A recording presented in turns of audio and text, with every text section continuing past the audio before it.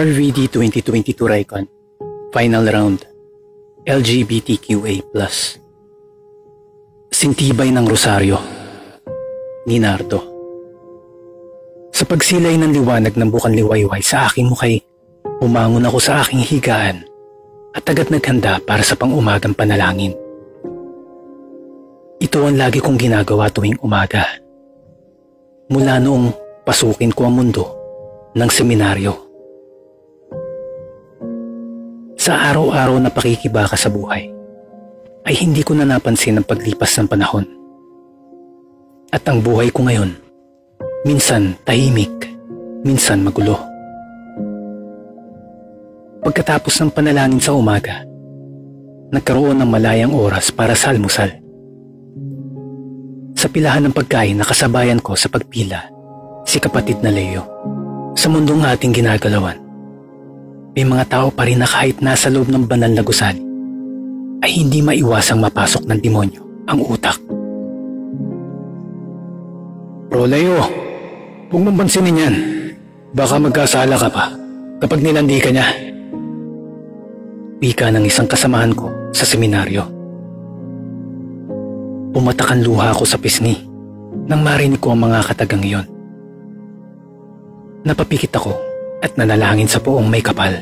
Diyos ko, patawarin mo po ako sa aking pagkatao at patawarin mo rin po sila sapagkat hindi nila alam ang kanilang ginagawa. Naluluhang bulong ko sa aking sarili. Lumipas ang mga araw, buwan na taon, patuloy pa rin ang aking pakikipagsapalaran. Si Father Ben ang aking naging sandigan. Habang tumatagal, ay lumalakas ang tiwala niya na mararating ko ang aking mga pangarap at rurok ng tagumpay. Kinaumagahan ay nagsimulang muli ang panibagong araw. Panibagong hamon ng buhay. Ngunit sa isang tulad ko, ito ay masasabi ko pa rin panibagong pag-asa. Eto na nga, eto na. Ani ko sa aking sarili na may tibay at lakas ng loob. Ang pagsasaulo sa bawat salita ng banal na aklat ay pursigido kong tinatandaan. Lalo na at ang mga kasamahan kong seminarista ay palagi akong kinukutya dahil sa aking kasarian. Sa mga masasakit nilang salita, natagos hanggang buto. Ako si Nardo, isa sa mga kabilang sa mundo ng LGBTQ. Dahil sa malambot at mahinhin kong paggalaw, marami ang naiinis sa akin dito. Kadalasan, pinagmumukha nila sa akin ang kawalan ko ng karapatan sa mundo para mabuhay. Si Father Ben ang nagsilbing tagapagtanggol ko. Makalipas ang ilang oras, ay nakarinig kami ng panawagan sa labas ng aming gusali. Magsihandaan lahat sa huling pagsusulit bago ang pag-ordina. Wika ng tagapaghatid ng mensahe. Dito masusubukan ang aming kakayahan sa pagiging pare. Bawat isa ay nagbasa ng nilalaman ng ebanghelyo at nagsisimulang magbigay ng humilya pagkatapos nito. Bawat salita ay dapat akma sa tema. Noong araw na yun, hindi ko alam kung bakit kabado ako. Nang tanggapin ko ang papel na may nilalaman ng patnubay ng misa, ay napansin ko agad ang tema nito. Ang pagmamahal ni Jesus. Nakasaad din dito sa Juan, Kapitulo 3, versikulo 16 na pahayag. Ang pagmamahal ng Ama sa atin ang naging dahilan ng pagbibigay niya ng kanyang bugtong na anak upang tubusin ang ating mga kasalanan. Nakaisip agad ako ng idea. Matapos ang isang oras, ako'y tinawag upang magbahagi ang aking bahagi. Paano nga ba ang pagmamahal ni Jesus sa atin? Katulad din nga ba ng pagmamahal ng Ama sa atin? Noong panahon ng mga Israelita, gaano man kabigat ang kasalanan natin sa mundo, isinuko pa rin niya ang nag-iisa niyang anak na si Jesus upang tubusin ang ating mga kasalanan. Lahat tayo ay pinanganak na anak at kawangis ng Diyos sa kabila ng ating kasarian. Marami man ang tumapak sa ating pagkatao. Tayong lahat ay pantay-pantay sa paningin ng Diyos. Mahal na mahal tayo ni Jesus nang walang kapantay ng kahit anumang uri sa mundo. Matuto tayong tanggapin at mahalin ang isa't isa, gaano man natin ito kinasusuklaman. Ika nga sa mahalagang kautusan, mahalin mo ang inyong kaaway. Ano man ang ating kasarian sa buhay, lahat tayo ay may karapatan. Ang buhay ay hiram lamang at hindi natin pag-aari. At hindi rin natin nasisigurado kung tatagal tayo sa mundong ibabaw. Tandaan natin, hanggat hindi tayo naninira ng kapwa at hindi rin natin tinatapakan ang pagkatao ng iba, lahat tayo ay pinagpala. Ika nga na kapag nagpakumbaba, pinagpapala. Piliin po natin ang gumawa ng tama at maging masaya.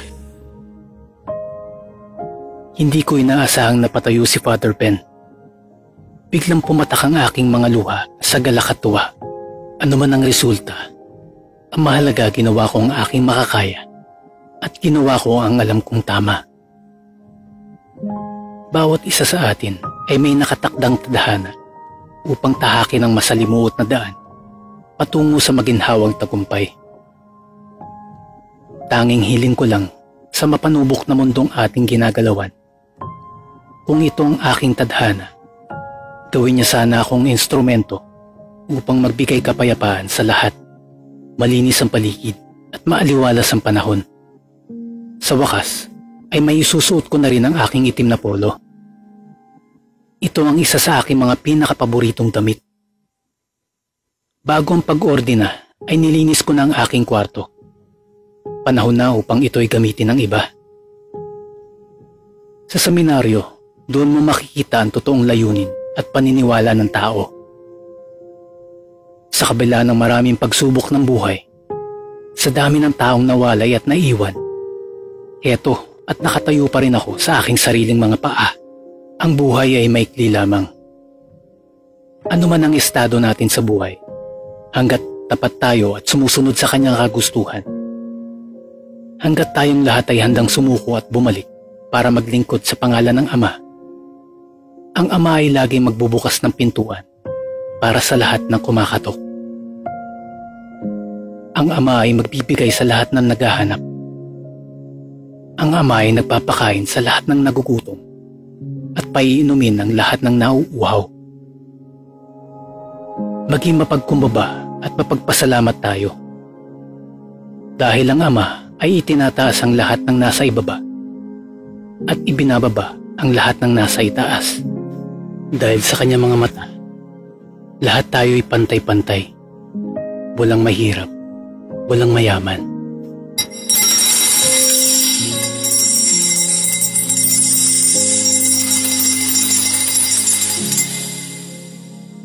Nang marinig yun ng mga tao, ibig sabihin tapos ng aking humilya. Nang matapos ang misa, isa-isang nagsilapitan ng mga bata sa akin para magmano. Natupad ko ang aking pangarap sa tulong ng Diyos.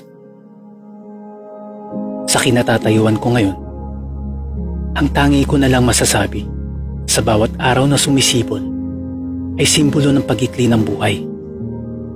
Buhay na ating hiram sa Kanya, na sana ang bawat isa ay magising at buksan ang isip na tayong lahat ay para sa Kanya. Maya-maya pa ay simula na rin ang pagtanggap ng mga papasok bilang seminarista. Masaya ako't nagagalak sa dami ng mga nangungutya sa mga tulad ko dahil sa aking kasarian. Marami pa rin ang nais maglingkod sa Ama na may tunay na hangarin at malinis ang puso. Tanging hiling ko lamang nawa sa pagtahak nila sa landas na ito ay maging matatag sila at isa puso ang lahat ng mga salita. Gawing hamon at motibasyon ang mga kakulangan upang magpatuloy sa landas ng paraiso at maging bagong modelo ng bagong henerasyon na kung saan kinapapalooban ng maraming elemento sa buhay. Sakit, problema at pagsubok ay huwag pansinin. Ang mahalaga, masaya tayo sa bagay na pinili natin. At walang tinatapakang ibang tao. Bagay na sumusunod sa katatagan ng tao at pagiging busilak ng puso nito. Bagay rin na humahamon sa tao upang manatili sa mabuti at tama. Gaano man kalaki ang kapalit nito, huwag lamang sumuko para sa Diyos.